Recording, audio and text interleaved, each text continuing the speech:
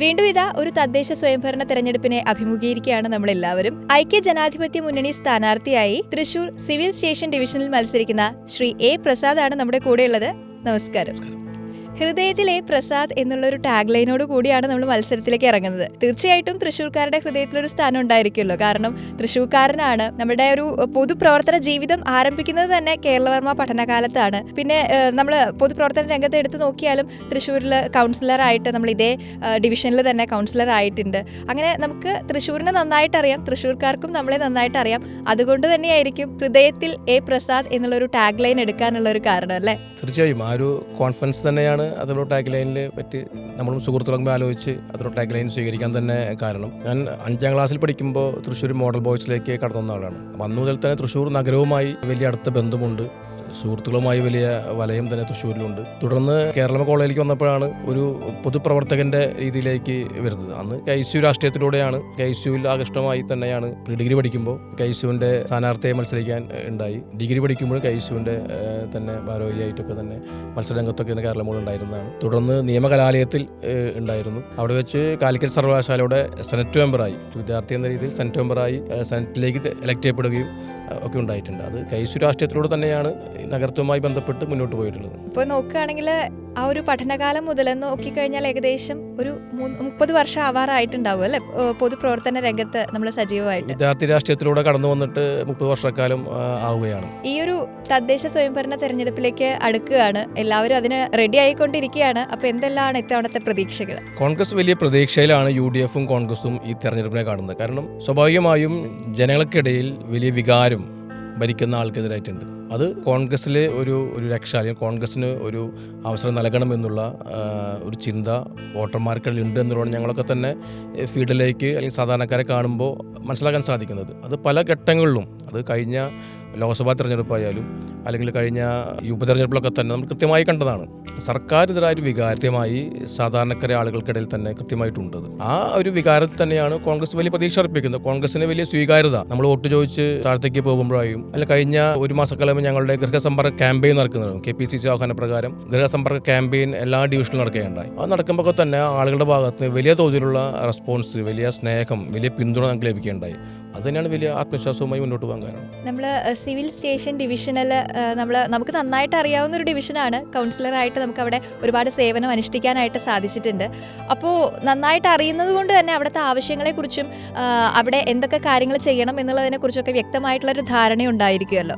അപ്പോൾ എന്തെല്ലാം ഡിവിഷനിൽ നമ്മൾ ചെയ്യാൻ ആഗ്രഹിക്കുന്ന കാര്യങ്ങൾ? 10 വർഷക്കാലം മുമ്പാണ് സിവിൽ സ്റ്റേഷൻ ഡിവിഷനിലേക്ക് തദ്ദേശ സ്വയംഭരണ തെരഞ്ഞെടുപ്പിൽ കൗൺസിലറായി ഞാൻ അവിടെ തെരഞ്ഞെടുപ്പിട്ട് മുന്നോട്ട് പോകുന്നത്. പക്ഷെ അതിന് മുമ്പേ തന്നെ ഞാൻ താമസിച്ചിരുന്ന സ്ഥലം ഒളരിയായിരുന്നു. അപ്പോൾ അതുമായി ബന്ധപ്പെട്ട് ആ മേഖല സിവിൽ സ്റ്റേഷൻ ഡിവിഷൻ്റെ ഭാഗമായിരുന്നു. നിയമകലാലയവുമായി ബന്ധപ്പെട്ട് അല്ലെങ്കിൽ കേരളം കോളേജ് ബന്ധപ്പെട്ടൊക്കെ തന്നെ അയ്യന്തോൾ മേഖലയിലൊക്കെ രാഷ്ട്രീയം നിറഞ്ഞു വെക്കുമ്പോൾ കളക്ടറേറ്റും അല്ലെങ്കിൽ അതുമായി ബന്ധപ്പെട്ട പരിസരമൊക്കെ തന്നെ നമുക്ക് വളരെ അടുത്തറിയുന്ന സ്ഥലമായിരുന്നു. തുടർന്ന് പാർട്ടി സിവിൽ സ്റ്റേഷൻ ഡിവിഷനിൽ തെരഞ്ഞെടുപ്പ് രംഗത്ത് നിയോഗിച്ചപ്പോൾ ആ വലിയ സ്നേഹവും വലിയ പിന്തുണയൊക്കെ തന്നെ ലഭിക്കുകയുണ്ടായി. അന്ന് വലിയ ഭൂരിപക്ഷം തന്നെ അവിടെ വിജയിക്കുവാൻ സാധിച്ചിട്ടുണ്ട്. അന്ന് മുതൽ ആ ഡിവിഷനിലെ ആളുകളുമായി വലിയ ബന്ധം സൂക്ഷിച്ച് മുന്നോട്ട് പോയിട്ടുണ്ട്. അത് കഴിഞ്ഞ 5 വർഷക്കാലം എനിക്ക് ശേഷം സുനിതയാണ് കൗൺസിലറായി വന്നത്. വനിതാ സംവരണ സീറ്റായിരുന്നു. പക്ഷേ ആ കഴിഞ്ഞ 10 വർഷക്കാലമായി തന്നെ അവിടുത്തെ എല്ലാ കുടുംബങ്ങളായി തന്നെ ഒരു കുടുംബം പോലെ തന്നെ ഡിവിഷനകത്ത് എല്ലാവരും ഉൾക്കൊണ്ടുകൊണ്ട് എല്ലാവരുടെയും സുഖദുഃഖങ്ങളൊക്കെ തന്നെ പങ്കാളിയായിക്കൊണ്ട് ആഘോഷങ്ങളൊക്കെ തന്നെ പങ്കാളിയായിക്കൊണ്ട് എനിക്ക് തോന്നുന്നു ഞാൻ 5 വർഷക്കാലം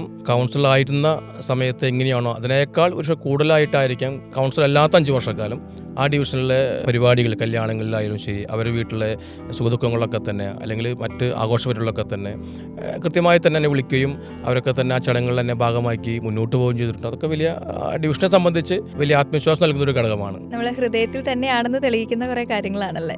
ആ ഒരു കോൺഫിഡൻസ്, ഹൃദയത്തിൽ എ പ്രസാദ് എന്ന ടാഗ് ലൈൻ പറയുമ്പോൾ അത് ഡിവിഷനെ സംബന്ധിച്ചും കൂടി നമ്മളൊരു ആത്മവിശ്വാസം നമുക്ക് അതിനകത്തുണ്ട്.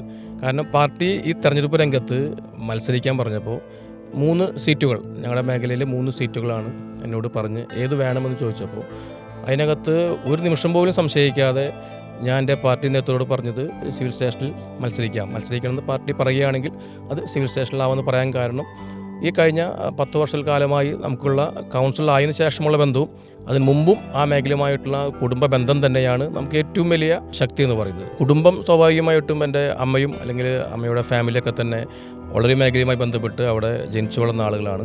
അവിടെ ദീർഘവർഷക്കാലത്തെ കുടുംബ ബന്ധമുള്ള ആളുകളാണ്. അപ്പോൾ ആദ്യം ഞാൻ ഈ സിവിൽ സ്റ്റേഷൻ ഡിവിഷനിൽ മത്സരിക്കുമ്പോൾ ഇന്ന് അമ്മ മരണപ്പെട്ട് ഒരു വർഷക്കാലം പൂർത്തീകരിക്കുകയാണ്. അന്ന് അമ്മയുടെ വലിയ പിന്തുണ, കാരണം അമ്മയുടെ കൂടെ പഠിച്ച കുറേ ആളുകൾ നിരവധി വീടുകളിലേക്ക് അന്ന് അമ്മ ഫോൺ വിളിക്കുകയും എൻ്റെ മകനാണ് മത്സരിക്കുമെന്ന് പറയുകയും അത് അമ്മയുടെ കൂടെ പഠിച്ച ആളുകളും അമ്മയ്ക്ക് ദീർഘകാലം പരിചയമുള്ള ആളുകളും, അമ്മ അധ്യാപികയായിരുന്നു, അപ്പോൾ ആ ജോലിയുമായി ബന്ധപ്പെട്ട് അമ്മയ്ക്ക് പരിചയമുള്ള ആളൊക്കെ തന്നെ അന്ന് വലിയ പിന്തുണ നൽകുകയുണ്ടായി. ഇന്ന് അമ്മ കൂടെയില്ല, പക്ഷെ അമ്മയുടെ എല്ലാ അനുഗ്രഹവും സ്നേഹമൊക്കെ തന്നെ ഉണ്ടാവുമെന്ന് കുറച്ച് പ്രതീക്ഷയുണ്ട്. കഴിഞ്ഞ തെരഞ്ഞെടുപ്പ് രംഗത്ത് അത്തരം കുടുംബ ബന്ധങ്ങൾ എന്നെ സിവിൽ സ്റ്റേഷനിൽ ഒരു കുടുംബാംഗമായി എന്നെ ഉൾക്കൊള്ളാൻ വലിയ ഒരു പിന്തുണയായി മാറിയിട്ടുണ്ട്. കാരണം അമ്മയും കുടുംബാംഗങ്ങളൊക്കെ തന്നെ എല്ലാവരും ആ ഡിവിഷനുമായി ബന്ധപ്പെട്ട് മുന്നോട്ട് പോയിരുന്ന ആളാണ്, അവിടെ താമസിച്ചിരുന്ന ആളാണ്. അപ്പോൾ നമ്മൾ നോക്കി കാണുമ്പോൾ ശരിക്കും ഒരു കുടുംബപരമായിട്ടുള്ള ഒരു ബന്ധം പോലെയാണല്ലേ ശരിക്കും ഈ സിവിൽ സ്റ്റേഷൻ എന്ന് പറയുമ്പോൾ? അല്ല, ഒരു കുടുംബാംഗം എന്ന രീതിയിൽ സിവിൽ സ്റ്റേഷനിലെ എല്ലാവരും തെരഞ്ഞെടുപ്പ്, നമുക്കറിയാം തെരഞ്ഞെടുപ്പിൽ രാഷ്ട്രീയമുണ്ട്, എല്ലാവർക്കും രാഷ്ട്രീയമുണ്ട്. ഇപ്പോൾ ഡിവിഷനകത്ത് നമുക്ക് മത്സരിക്കുമ്പോൾ എതിരാളുണ്ടായിരിക്കും, പക്ഷേ എങ്കിൽ പോലും സ്വാഭാവികമായൊരു കുടുംബാംഗം എന്ന രീതിയിലുള്ള പരിഗണന അവിടെ എല്ലാവരും ലഭിക്കുന്നു എന്നുള്ളത് തന്നെയാണ് അവിടെ വീണ്ടും മത്സരിക്കാനുള്ള ഏറ്റവും വലിയ ആത്മവിശ്വാസം എന്ന് പറയുന്നത്. കഴിഞ്ഞ 10 വർഷമായിട്ട് നമുക്ക് അവിടെ ഒരു അവർക്ക് വേണ്ട കാര്യങ്ങളൊക്കെ ചെയ്തു കൊടുക്കാനായിട്ട് സാധിക്കുന്ന ഒരു സന്തോഷം പങ്കുവെച്ചു. 5 വർഷം കൗൺസിലർ ആയപ്പോഴും അതല്ലാതെ കൗൺസിലർ അല്ലാത്ത കഴിഞ്ഞ 5 വർഷവും നമ്മൾ അവരുടെ കൂടെ ഉണ്ടായിരുന്നു എന്ന് പറഞ്ഞു. ഇനി വരുന്ന തെരഞ്ഞെടുപ്പിൽ നമ്മൾ വിജയിക്കുകയാണെങ്കിൽ അവർക്ക് ചെയ്തു കൊടുക്കാനായിട്ട് നമ്മൾ ആഗ്രഹിക്കുന്ന കാര്യങ്ങൾ എന്തൊക്കെയാണ്? സിവിൽ സ്റ്റേഷൻ സംബന്ധിച്ച് ഒരു 15 വർഷക്കാലം മുമ്പാണ് ആ ഡിവിഷൻ രൂപീകൃതമാകുന്നത്. ആ രൂപീകൃതമായ ഘട്ടത്തിൽ അന്ന് അവിടെ കോൺഗ്രസിൻ്റെ വത്സലബാബു രാജാണ് ജയിച്ചത്. അന്നും ആ ഡിവിഷനുമായി ബന്ധപ്പെട്ട് അവരുമായി ചേർന്ന് പ്രവർത്തിക്കാൻ അവസരം ലഭിച്ചിട്ടുണ്ട്. അതിനുശേഷമാണ് ഞാൻ അവിടെ കൗൺസിലറായി വരുന്നത്. ഇപ്പോൾ സുനിത 5 വർഷക്കാലം പൂർത്തീകരിക്കുകയാണ്. അപ്പോൾ അവിടെ എല്ലാ മേഖലകളിലും ജലാശയങ്ങൾ സംരക്ഷിക്കുന്ന കാര്യത്തിലായാലും കുടിവെള്ള പദ്ധതികളുടെ കാര്യത്തിലായാലും സാധാരണക്കാരായ ആളുകൾക്ക് ആനുകൂല്യം ലഭ്യമാക്കുന്ന കാര്യത്തിനായാലും റോഡുകളായാലും കാനകളായാലും അത് പരമാവധി എല്ലാ തലങ്ങളുടെയും ഫണ്ട് ഉപയോഗപ്പെടുത്തി പൂർത്തീകരിക്കാൻ കഴിഞ്ഞിട്ടുണ്ട്. അപ്പോൾ അങ്ങനെ ഡിവിഷനകത്ത് അല്ലെങ്കിൽ ഡിവിഷനിലെ ആളുകൾക്ക് അർഹതപ്പെട്ട ഒരു ആനുകൂല്യവും നഷ്ടപ്പെടുന്ന സാഹചര്യം ഉണ്ടായിട്ടില്ല. എല്ലാവർക്കും, അത് MP ഫണ്ടായാലും ശരി, MLA ഫണ്ടായാലും ശരി, കോർപ്പറേഷൻ്റെ വികസന ഫണ്ടായാലും ശരി, അതിലൊന്നും തന്നെ ഒരു രാഷ്ട്രീയമില്ലാതെ തന്നെ അത് മുഴുവൻ ആളുകൾക്കും ലഭ്യമാക്കാനും അത്തരത്തിൽ ഇപ്പോൾ ഒരു ഹെൽത്ത് സെൻറ്റർ ഞാൻ കൗൺസിലറായിരിക്കുമ്പോഴാണ് ഏതാണ്ട് 50 ലക്ഷം രൂപ താഴെ വരുന്ന ഒരു ഹെൽത്ത് സെൻറ്റർ 2 നിലകളിലായി അവിടെ പൂർത്തീകരിച്ച് അവിടെ ഒരു ട്രെയിനിങ് ഇവിടെ നടക്കുന്ന രീതിയിലേക്ക് മുന്നോട്ട് കൊണ്ടുവരാൻ സാധിച്ചിട്ടുണ്ട്. KR നാരായണൻ്റെ സ്മാരകമായി സാംസ്കാരിക കേന്ദ്രം അവിടെ നമുക്കന്ന് കൊണ്ടുവരാൻ സാധിച്ചിട്ടുണ്ട്. അതുപോലെ തന്നെ വർഷങ്ങളായി നമുക്കറിയാം കുളങ്ങളും ജലാശയങ്ങളും നവീകരിക്കുമ്പോൾ തന്നെ അതിൻ്റെ മെയിൻ്റനൻസ് വലിയ പ്രശ്നമാണ്. എങ്കിൽ പോലും അത് സാധാരണക്കാരായ ആളുകളുടെ സഹായത്തോടു കൂടി തന്നെ അത് മുന്നോട്ട് കൊണ്ടുപോകാൻ ശ്രമിക്കാറുണ്ട്. കുടിവെള്ള പദ്ധതികളൊക്കെ തന്നെ എല്ലാം ഒരുവിധം, ചില സ്ഥലങ്ങളിലൊക്കെ തന്നെ ചെറിയ പരാതി ഉണ്ടെങ്കിലും എല്ലാം ഒരുവിധം ഭംഗിയായി തന്നെ മുന്നോട്ട് കൊണ്ടുപോകാൻ സാധിക്കുന്നുണ്ട്. അതിനകത്ത് പിന്നെയും ആ ഡിവിഷനെ എല്ലാ തരത്തിലും പരിഗണന നൽകി. കാരണം കോർപ്പറേഷൻ്റെ അല്ലെങ്കിൽ ഗവൺമെൻറ് ഫണ്ട് എന്നതിനപ്പുറത്ത് മറ്റു തലങ്ങളിൽ കഴിഞ്ഞ 10 വർഷക്കാലമായി അവിടെ മുടങ്ങാതെ ചെയ്യുന്ന ഒരു പ്രൊജക്റ്റാണ് എമിനൻസ് എന്ന കുട്ടികളെ ഒരു പ്രചോദിപ്പിച്ചുകൊണ്ടൊരു പദ്ധതിയുമായി മുന്നോട്ട് പോകുന്നുണ്ട്. അവർക്ക് പഠിക്കുന്ന ആവശ്യമായ എല്ലാ സഹായം നൽകി അവർ ഉന്നത വിജയം നേടുമ്പോൾ അവരെ ആദരിച്ച് അവർക്ക് മറ്റു തരത്തിൽ സാമ്പത്തിക സഹായങ്ങൾ നൽകുവാനുള്ള അവസരം ഉണ്ടാക്കിക്കൊണ്ടൊക്കെ തന്നെ മുന്നോട്ട് പോകുന്നുണ്ട്. മെഡിക്കൽ രംഗത്ത് ഞാൻ കൗൺസിലറായ സമയത്ത് അന്ന് ആരോഗ്യ മേഖലയിൽ നിരാമയ എന്ന മെഡിക്കൽ ക്യാമ്പുകൾ രൂപീകരിച്ച് നമ്മൾ ആളുകൾക്ക് സഹായം എത്തിക്കാൻ ശ്രമിച്ചിട്ടുണ്ട്. അതൊക്കെ തന്നെ ഇനിയും അത്തരം കാര്യങ്ങളൊക്കെ തന്നെ തുടരുമെന്ന് തന്നെയാണ് പറയാനുള്ളത്. കാരണം അത്രത്തോളം അവരെ ഉൾക്കൊണ്ടു പോയിട്ടുണ്ട്. അപ്പോൾ അതിനേക്കാൾ കൂടുതലായി എന്തൊക്കെ ചെയ്യാൻ സാധിക്കുമോ അതൊക്കെ ഡിവിഷന് വേണ്ടി ചെയ്യാൻ ശ്രമിക്കും. വലത് കുത്തകയായിട്ടുള്ള ന്യൂനപക്ഷ വോട്ടുകൾക്ക് തൃശ്ശൂർ കോർപ്പറേഷനിൽ വലിയ സ്ഥാനമാണ് ഉള്ളത്. പക്ഷേ മറ്റ് 2 മുന്നണികളാണെങ്കിലും പല വാഗ്ദാനങ്ങൾ നൽകിയിട്ടും അല്ലെങ്കിൽ മറ്റ് പല മാർഗ്ഗങ്ങൾ ഉപയോഗിച്ചും അത് തങ്ങളുടേതാക്കി മാറ്റാനായിട്ട് ശ്രമിക്കുന്ന ഒരു കാഴ്ചയും കാണുന്നുണ്ട്. അപ്പോൾ അതിനെ നമുക്ക് ചേർത്ത് പിടിക്കുന്നതിനായിട്ട് എന്തെങ്കിലും പ്രവർത്തനങ്ങൾ അല്ലെങ്കിൽ അതിനെങ്ങനെയാണ് കാണുന്നത്? ഡിവിഷനിലെ ഓരോ അംഗത്തെയും, അത് വോട്ടർമാരായാലും ശരി, വോട്ട് ഇല്ലാത്ത 18 വയസ്സ് തികയാത്ത ആളായാലും ശരി, അവരൊക്കെ തന്നെ ഉൾക്കൊണ്ട് ചേർത്ത് പിടിക്കുക എന്നുള്ള ഏറ്റവും പ്രധാനപ്പെട്ട ദൗത്യം. അതിനകത്ത് ന്യൂനപക്ഷമോ അല്ലെങ്കിൽ ഭൂരിപക്ഷമോ എന്നുള്ള ഒരു വേർതിരിവില്ല. കാലാകാലങ്ങളിൽ നമുക്കറിയാം വോട്ടുകൾ ലഭിക്കുന്നതിന് വേണ്ടി എല്ലാ രാഷ്ട്രീയ പാർട്ടി തരത്തിലുള്ള ചില കാര്യങ്ങൾ, ന്യൂനപക്ഷ വോട്ടുകൾ അല്ലെങ്കിൽ ഭൂരിപക്ഷ വോട്ടുകൾ, ആത്യന്തികമായി ഒരു വോട്ടർക്ക് ഒരു വോട്ടുണ്ട്. അത് പരിപൂർണമായി തന്നെ അവൻ്റെ വ്യക്തിപരമായ ഐഡൻറ്റിറ്റിയാണ് അവർ തീരുമാനം വോട്ട് ചെയ്യുന്നത്. അതുകൊണ്ട് ആ വോട്ടർമാരെ ചേർത്ത് പിടിക്കുക, ഡിവിഷനിൽ എല്ലാവരും തന്നെ ഒരു കുടുംബാംഗം എന്ന കൺസെപ്റ്റിലും ചേർത്ത് പിടിക്കുക. അതിനകത്ത് ഭൂരിപക്ഷമോ അല്ലെങ്കിൽ ന്യൂനപക്ഷമോ എന്നുള്ള വേർതിരിവ് വ്യക്തിപരമായി ഞാൻ കാണാൻ ആഗ്രഹിക്കുന്നില്ല.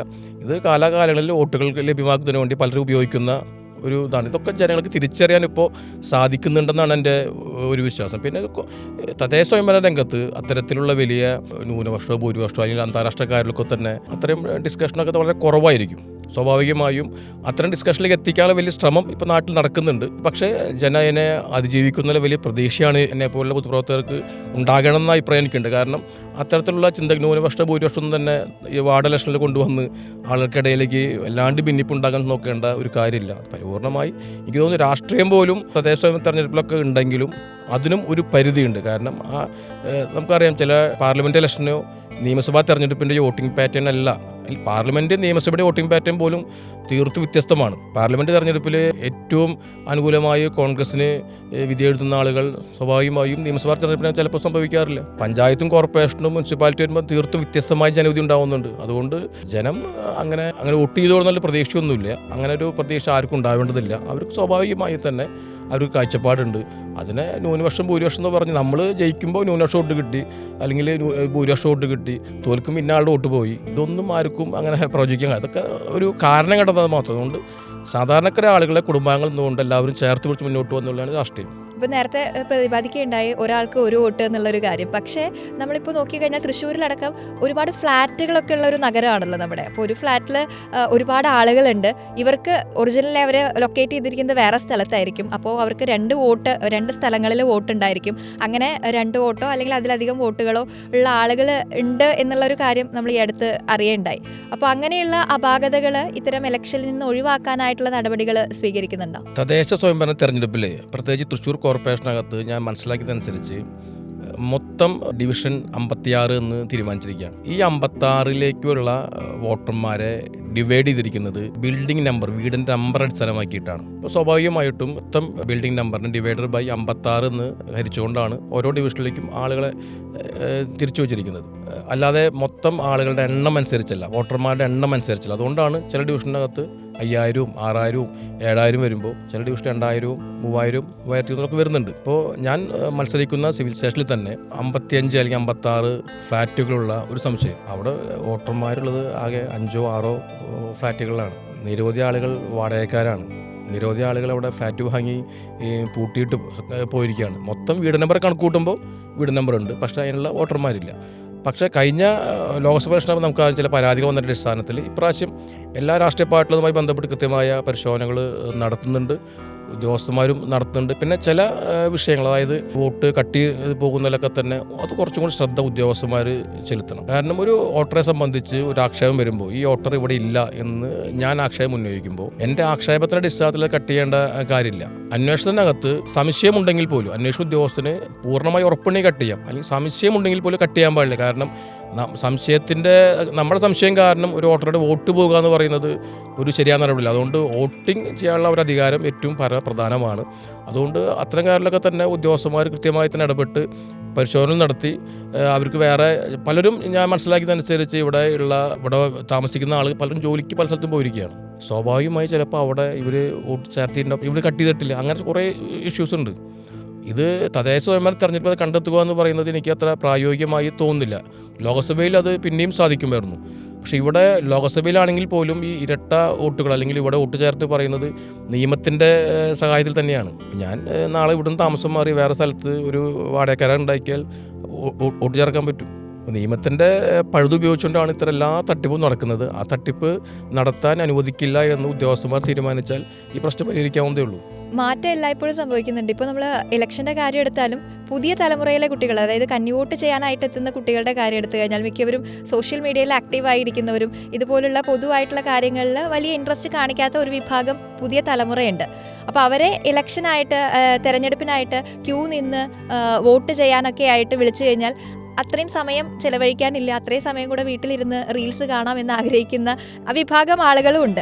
അപ്പോൾ ഈ കന്നി വോട്ടർമാരെ എങ്ങനെ നമുക്ക് പോളിംഗ് ബൂത്തിലേക്ക് എത്തിക്കാം, അവരെ എങ്ങനെ രാഷ്ട്രീയ ബോധമുള്ള കുട്ടികളായിട്ട് വളർത്താം, അല്ലെങ്കിൽ അവരുടെ വോട്ടിനും വിലയുണ്ട്, അത് വിനിയോഗിക്കണം എന്നുള്ളൊരു ചിന്ത അവരിലേക്ക് എത്തിക്കാം എന്നുള്ള കാര്യങ്ങളെക്കുറിച്ചൊക്കെ ഒരു ധാരണയുണ്ട്. എങ്ങനെയാണ് കന്നി വോട്ടർമാരെ കാണുന്നത്? പരമ്പരാഗതമായുള്ള വോട്ട് ക്യാൻവാസിങ്ങിൻ്റെ രീതി സ്വാഭാവികമായും കന്നി വോട്ടർമാരുടെ ഇടയിലേക്ക് വലിയ സ്വാധീനം ചെലുത്തുന്നതായി കാണാൻ സാധിക്കുന്നില്ല. നമ്മൾ ഇവരെ വോട്ട് ചേർക്കുന്ന സമയത്ത് തന്നെ ഈ തദ്ദേശ സ്വയംഭരണ സ്ഥാപനങ്ങളിലൊക്കെ ഹിയറിംഗ് നടക്കുന്നുണ്ട്. ഈ ഹിയറിങ്ങിന് സ്വാഭാവികമായിട്ടും ഇവർ ഹാജരാവേണ്ടതുണ്ട്. വന്നിട്ട് സ്വാഭാവികമായും ഈ കന്നി വോട്ടർമാരെ ആളുകൾ നമ്മളോട് തന്നെ പലപ്പോഴും പറഞ്ഞത് ഓൺലൈനിലൂടെ ഹിയറിങ്ങിന് സാധിക്കുമോ, അവിടെ വന്ന് 40-50 പേര് നിൽക്കുമ്പോൾ വരിയിൽ വന്ന് നിൽക്കാൻ താല്പര്യമില്ലാതെ മടങ്ങിപ്പോയ ആളുകൾ വളരെ കൂടുതലാണ്. ഇന്നത്തെ ആളുകളുടെ അഡ്രസ്സ് ചെയ്യാൻ അത് ഭരിക്കുന്നവരായാലും ശരി, ഞാൻ ഉൾപ്പെടെയുള്ള പൊതുപ്രവർത്തകരായാലും ശരി, ഉദ്യോഗസ്ഥന്മാർക്ക് തയ്യാറാണ്. കാരണം നമ്മൾ പണ്ട് കാലത്ത് വരി നിന്ന് ഹിയറിംഗ് നടത്തി 2-3 മണിക്കൂർ വരി നിന്നിട്ടാണ് വോട്ട് ഹിയറിംഗ് പൂർത്തീകരിക്കുന്നത്. ഇന്നത്തെ ഒരു തലമുറയ്ക്ക് അതിനകത്ത് 1% താല്പര്യമില്ല. അവർ ഓൺലൈനിലൂടെ വന്ന് അത് ചെയ്തു പോകാമെങ്കിൽ അത് അത്രയും നല്ലത്. നമ്മൾ വീട്ടിൽ ചെന്ന് ചെയ്താൽ അത്രയും നല്ലത്. വന്നാൽ തന്നെ അവർക്ക് വരി നിൽക്കാൻ ആ ചിന്തയെ തന്നെ അവർക്കില്ല. അതുകൊണ്ട് എനിക്ക് തോന്നുന്നത് പരമ്പരാഗത രീതിയിലുള്ള രീതിയൊന്നും ഇവരെ സ്വാധീനിക്കുന്നില്ല. എൻ്റെ അനുഭവത്തിൽ ഞാൻ വോട്ട് ചേർത്തുന്ന പ്രക്രിയയിൽ പങ്കാളിയായിട്ട് മുഴുവൻ സമയം ഉണ്ടായിരുന്ന ഒരാളാണ്. പല പുതിയ വോട്ടർമാരും ഇന്നും 1-2 വട്ടം ചേർത്തിയിട്ടും ഹിയറിങ്ങിന് വരാത്ത ആളുകളുണ്ട്.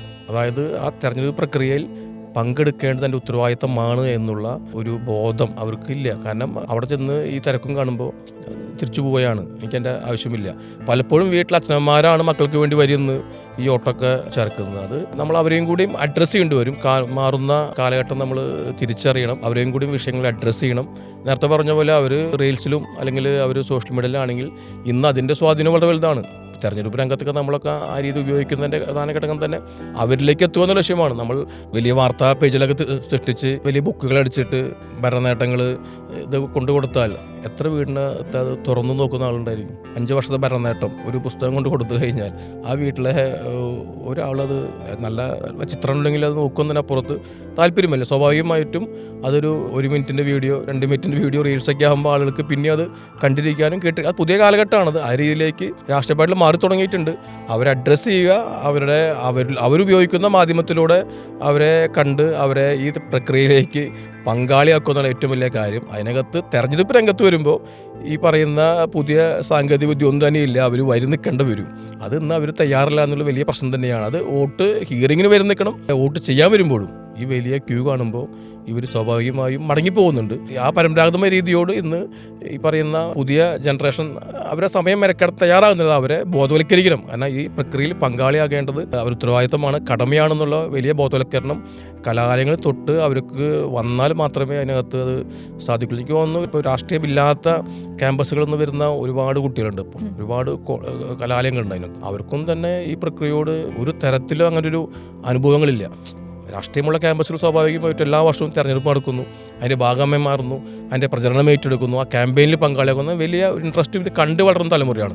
ഇതൊന്നും കാണാത്തൊരു തലമുറ 18 വയസ്സ് കഴിയുമ്പോൾ അവന് എന്ത് രാഷ്ട്രീയം, എന്ത് വോട്ട് ചെയ്യണം, എങ്ങനെ വരി നിൽക്കണം, ഇതൊന്നുമില്ല. ഇന്നും ഞാൻ പറയുന്നത് ഇന്ന് വോട്ട് ചേർക്കുന്ന പ്രക്രിയ നിയമസഭയിലും ലോകസഭയിലും രാഷ്ട്രീയ പാർട്ടിയുടെ പല ആളുകളും വീട്ടിൽ ചെന്ന് പറയുമ്പോഴാണ് പലരും ചെയ്യുന്നത്. ഇതൊക്കെ എല്ലാവർക്കും ഓൺലൈൻ ചെയ്യാവുന്നതാണ്. ഈ റീൽസ് കാണുന്നു പറയുന്ന യുവതലമുറ അല്ലെങ്കിൽ സോഷ്യൽ മീഡിയയിൽ ഇരിക്കുന്ന യുവതലമുറ എത്ര പേര് സ്വയമായിട്ട് ഈ തദ്ദേശ സ്വയംഭരണ തെരഞ്ഞെടുപ്പിനകത്ത് വോട്ട് ചേർത്തിട്ടുണ്ട്. നമ്മുടെ മൊബൈലിൽ നമുക്ക് വോട്ട് ചേർത്താം. അപ്പം എല്ലാവരും ഞങ്ങളൊക്കെ വീടുകളിൽ ചെന്ന് അവരുടെ ഡോക്യുമെൻറ്റ്സ് ഇവിടെ ഞങ്ങളാണ് പലപ്പോഴും എൻ്റർ ചെയ്യുന്നത്. അവരാരും ഈ റീൽസ് കാണുന്ന ഈ 1 മിനിറ്റ് ഉണ്ടെങ്കിൽ സ്വയം വോട്ട് ചേർത്താൻ സാധിക്കും. ഒരാളും ഇത് കണ്ട് വോട്ട് ചേർത്തിട്ടുമില്ല. ഭൂരിഭാഗം ആളുകളും വീടുകളിൽ ചെന്ന് രാഷ്ട്രീയ പാർട്ടികൾ, അത് ഒരു കോൺഗ്രസ് എന്നുള്ളതല്ല, എല്ലാ രാഷ്ട്രീയ പാർട്ടികളും ജനപ്രതിനിധികളും ഒക്കെ തന്നെ വീടുകളിൽ ചെന്ന് അവരുടെ ഡോക്യുമെൻറ്റ്സ് മേടിച്ച് അവരാണ് ഇത് എൻ്റർ ചെയ്യുന്നത്. അവരുടെ ഫോൺ നമ്പർ ഡീറ്റെയിൽസ് മേടിച്ച്. അല്ലാണ്ട് സ്വയം അത്തരത്തിൽ പ്രക്രിയയിലേക്ക് അവർ കടക്കുന്നതിന് യാഥാർത്ഥ്യം തന്നെയാണ്. ഓരോ തെരഞ്ഞെടുപ്പ് കാലത്ത് നമ്മൾ കാണുന്ന മറ്റൊരു പ്രതിഭാസമാണ് പാർട്ടി മാറ്റം എന്നുള്ളത്. ഇപ്പം ഇന്ന് തന്നെ നോക്കിക്കഴിഞ്ഞാൽ തൃശ്ശൂർ കോർപ്പറേഷൻ LDF കൗൺസിലർ ആയിട്ടുള്ള ഷീബ ബാബു BJPയിൽ ചേർന്നു എന്നുള്ളൊരു വാർത്ത വന്നിട്ടുണ്ടായിരുന്നു. അപ്പോൾ താങ്കളെ സംബന്ധിച്ച് ഈ പറഞ്ഞതുപോലെ 3 പതിറ്റാണ്ടായിട്ട് നമ്മൾ കോൺഗ്രസ് പാർട്ടിയോട് ചേർന്ന് നിൽക്കുകയാണ്, നമ്മൾക്ക് അതിൽ പ്രവർത്തിച്ചുകൊണ്ടിരിക്കുന്ന ഒരു വ്യക്തിയാണ്. അപ്പോൾ നമുക്ക് സ്ഥാനമാനങ്ങൾ കിട്ടാതെ വരിക, അല്ലെങ്കിൽ ഉദ്ദേശിച്ച സ്ഥാനങ്ങളിൽ എത്താൻ പറ്റാതിരിക്കുക എന്നൊക്കെ വരുമ്പോൾ കറക്റ്റ് ആ ഒരു ഇലക്ഷൻ സമയത്ത് തന്നെ പാർട്ടി മാറുക എന്നുള്ളൊരു രീതി കാണുന്ന സമയത്ത് ഇപ്പോൾ നമ്മൾ ഈ പറഞ്ഞൊരു ഇന്ന് തന്നെ അതിനൊരു എക്സാമ്പിൾ ഉണ്ടായി. അങ്ങനെയുള്ള സംഭവങ്ങളൊക്കെ കാണുമ്പോൾ ഇത്രയും കാലം നമ്മൾ ഒറ്റ പാർട്ടിയെ വിശ്വസിച്ച് അതിൽ നമ്മുടെ വിശ്വാസം മുഴുവൻ ആ ഒരു പാർട്ടിക്ക് നൽകി നമ്മൾ അതിനായിട്ട് പ്രവർത്തിച്ച് നിൽക്കുന്ന ഒരു വ്യക്തിയാണല്ലോ. അപ്പോൾ താങ്കൾ അതിനെ എങ്ങനെ കാണുന്നു, ഈ ഒരു പാർട്ടി മാറ്റത്തെ? സ്വാഭാവികം കഴിഞ്ഞ 10 വർഷക്കാലമായി കോൺഗ്രസ് കോർപ്പറേഷനകത്തായാലും സംസ്ഥാനത്തായാലും കേന്ദ്രത്തിലൊക്കെ തന്നെ പ്രതിപക്ഷ രാഷ്ട്രീയമായി മുന്നോട്ട് പോവുകയാണ്. ഇന്ത്യ രാജ്യത്ത് നമ്മൾ ഇന്ന് കണ്ടുകൊണ്ടിരിക്കുന്നതാണ്. കോൺഗ്രസിനകത്തു നിന്നായാലും മറ്റ് രാഷ്ട്രീയ പാർട്ടികളിൽ നിന്നായാലും ആളുകൾക്ക് അങ്ങനെ മാറിപ്പോകാൻ യാതൊരു മടിയും കാണുന്നില്ല. ഈ മാറിപ്പോയ ആളുകൾ രാജിവെച്ച് വേറെ പാർട്ടിയുടെ ടിക്കറ്റിൽ മത്സരിക്കുന്നു. അവരൊക്കെ തന്നെ ജയിച്ചു വരുന്ന കാഴ്ച നമ്മൾ പല സ്ഥലങ്ങളും കണ്ടുകൊണ്ടിരിക്കുകയാണ്. അതുകൊണ്ട് സ്വാഭാവികമായിട്ടും ഇന്നത്തെ ഒരു പ്രധാന പ്രശ്നം, പണ്ട് ഒരു പാർട്ടി മാറുമ്പോൾ ആളുകൾ അനുഭവിക്കുന്ന ഒരു മാനസിക സംഘർഷ ബുദ്ധിമുട്ടോ ഇന്ന് പലരും അനുഭവിക്കുന്നില്ല. ഇതിനൊരു സ്വീകാര്യത ഉണ്ടെന്നൊരു തോന്നൽ ആളുകൾ ഇങ്ങനെ അവരുടെ 5, 10, 20, 30 വർഷമുള്ള ആശയങ്ങൾ മാറ്റിവെച്ച് ഒരു സുപ്രഭാതത്തിൽ മാറിക്കൊണ്ടിരുന്ന കാഴ്ച കാണുകയാണ്. ഇത് മാറുന്നവർ സ്വാഭാവികമായും ചിന്തിക്കേണ്ട ഒരു കാര്യമാണ്. ഞാൻ പറയാൻ മാറുന്നവരെക്കൊപ്പം തന്നെ ഈ വോട്ടർമാരും ഇതൊക്കെ ഒന്ന് ചിന്തിക്കാൻ നന്നായിരിക്കും. കാരണം 25 വർഷക്കാലം പാർട്ടിക്ക് വേണ്ടി അല്ലെങ്കിൽ ഒരു ആശയത്തിന് വേണ്ടി പ്രസംഗിച്ച ആളുകൾ നാളെ വന്ന് യാതൊരു മടിയില്ലാതെ തൊട്ടപ്പുറത്തെ ആശയവും പ്രസംഗിക്കുന്നുണ്ട്, അവർക്ക് വേണ്ടി വോട്ട് ചോദിക്കുന്നുണ്ട്. അത് സ്വയം അവരവർ ചിന്തിക്കട്ടെ, വോട്ടർമാരത് വിലയിരുത്തട്ടെ. ഇത് സ്വാഭാവികമായി ഇന്ന് നമ്മളിപ്പോൾ ഈ കോർപ്പറേഷൻ ഉദാഹരണം പറഞ്ഞു, പക്ഷേ എല്ലാ രംഗത്തും കോൺഗ്രസിന് ആളുകൾ പോകുന്നുണ്ട്, കോൺഗ്രസിലേക്ക് ആളുകൾ കടന്നു വരുന്നുണ്ട്. അപ്പോൾ ഇതൊക്കെ തന്നെ അത് സ്വാഭാവികമായി നമുക്ക് വലിയ ഒരു ദിവസം ഒരാൾക്കും കോൺഗ്രസിന് വിരോധം ഉണ്ടാവുന്നില്ല, ഒരു ദിവസം ഒരാൾക്ക് കാലത്ത് കഴിഞ്ഞപ്പോൾ കോൺഗ്രസിനോട് വലിയ പ്രണയം ഉണ്ടാവുന്നതല്ല. അപ്പോൾ അവരുടെ പല ഇഷ്യൂസ് ഉണ്ടാവും. ആ ഇഷ്യൂസിനകത്ത് പരിഹാരം കാണാൻ സാധിക്കാതെ വരുമ്പോൾ പലപ്പോഴും നല്ല നല്ല മറ്റ് മേച്ചിൽപ്പുറങ്ങൾ കണ്ട് പോകുന്നതാണ്. അത് അവരവർ സ്വയം വിലയിരുത്തേണ്ട കാര്യം തന്നെയാണ്. എന്തായാലും അതൊരു ഗുണപരമായൊരു കാര്യമല്ല. കാരണം നമുക്ക് തെരഞ്ഞെടുപ്പ് രംഗത്തായാലും രാഷ്ട്രീയ രംഗത്തായാലും പൊതുപ്രവർത്തന രംഗത്തായാലും ഒക്കെ തന്നെ അത് ഏത് രംഗത്തായാലും നമ്മൾ ആഗ്രഹിച്ച പോലെ എല്ലാം നടക്കില്ല. സ്വാഭാവികമായി നമ്മൾ പ്രവർത്തിക്കുക, അതിനനുസരിച്ച് കാര്യങ്ങൾ ചിലപ്പോൾ നമ്മൾ ഉദ്ദേശിച്ച രീതിയിൽ വരാം, ചിലപ്പോൾ ഉദ്ദേശിച്ച രീതിയിൽ വരാതിരിക്കാം. പക്ഷേ അത് വരുമ്പോൾ നമ്മളൊക്കെ തന്നെ അത് അപ്പോൾ നമ്മൾ പാർട്ടി വികാരം പറയുകയും എന്തെങ്കിലും വീഴ്ച വന്നു കഴിഞ്ഞാൽ അത് പാർട്ടിയെ കുറ്റം പറയുകയും ചെയ്യുന്ന രീതിയോട് അത് നല്ല കാര്യമല്ല. അത് നമ്മൾ ആ ഒരു രണ്ട് സാഹചര്യം ഉൾക്കൊണ്ടു പോകാൻ ഒരു പൊതുപ്രവർത്തകൻ തയ്യാറാവേണ്ടതുണ്ട്. കഴിഞ്ഞ ഇലക്ഷൻ കാലത്ത് ഒരുപാട് വിവാദങ്ങൾ സൃഷ്ടിച്ചിട്ടുണ്ടായിരുന്നു ആ ഒരു മേയർ സ്ഥാനാർത്ഥി. ആദ്യം UDF കൗൺസിലർ ആയിരുന്നു, പിന്നീട് ഇലക്ഷന് ശേഷം LDFിനോട് ചേർന്നു, പിന്നീട് ഇപ്പോൾ 5 വർഷം പൂർത്തിയാകാനിരിക്കുമ്പോൾ 3 മാസം ഒരു ലീവ് എടുക്കുകയാണെന്ന് പറയുന്നു. അതിനിടയ്ക്ക് BJPയിലേക്ക് ചേരാൻ പോവുകയാണെന്നും കേൾക്കുന്നുണ്ട്.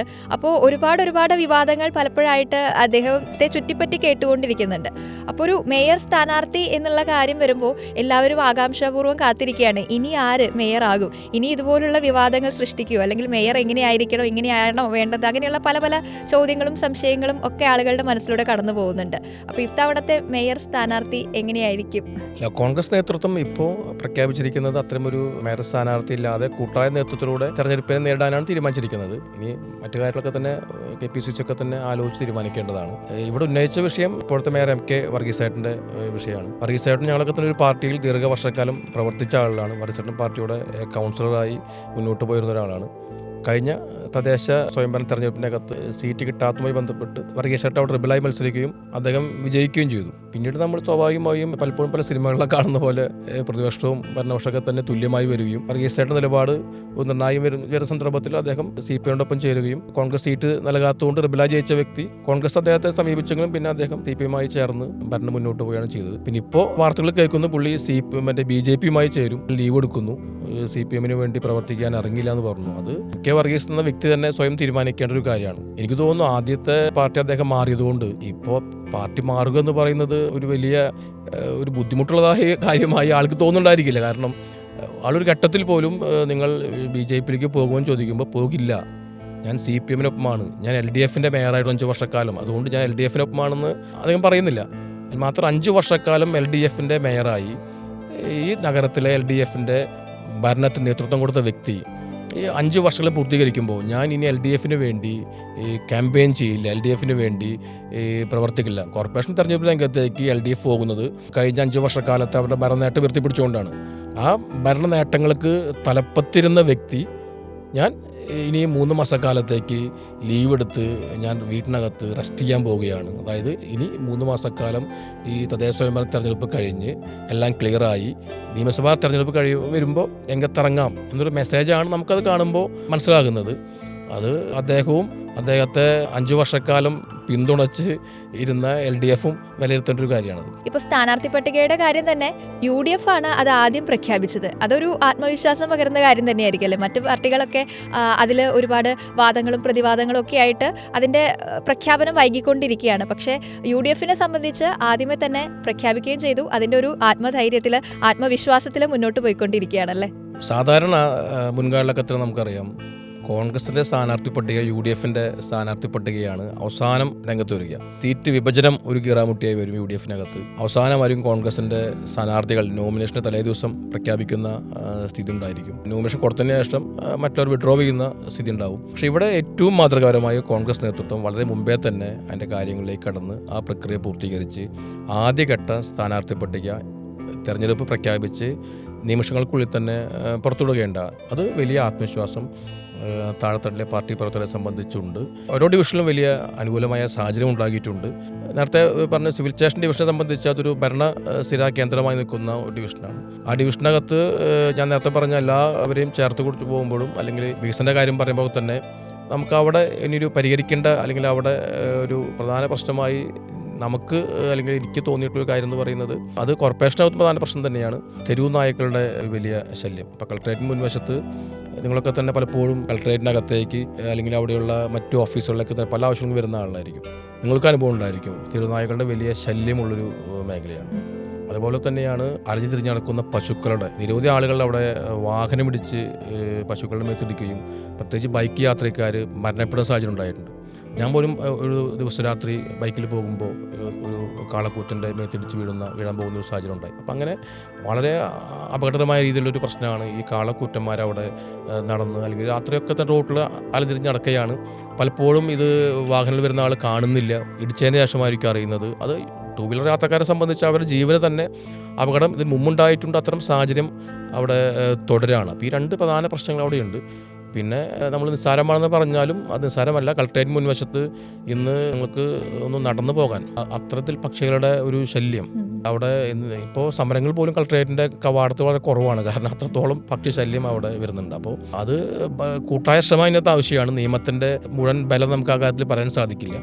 കാരണം ഈ മൂന്ന് വിഷയങ്ങളും ഭരണസ്ഥിര കേന്ദ്രമായ കളക്ട്രേറ്റ് നിൽക്കുന്ന ഒരു ഡിവിഷനകത്ത് അല്ലെങ്കിൽ ആ പ്രദേശത്ത് നിരവധി ആളുകൾ ദിവസേന കോടതിയും മറ്റൊക്കെയായി നിരവധി ആളുകൾ ദിവസേന വന്നു പോകുന്ന ഡിവിഷനകത്ത് ഈ തെരുവുനായ്ക്കളുടെ ശല്യം വലിയൊരു പ്രശ്നം തന്നെയാണ്. അതുപോലെ അലഞ്ഞു തിരിഞ്ഞ് നടക്കുന്ന ഈ പശുക്കളുടെ ഒരു വലിയ ശല്യമുണ്ട്.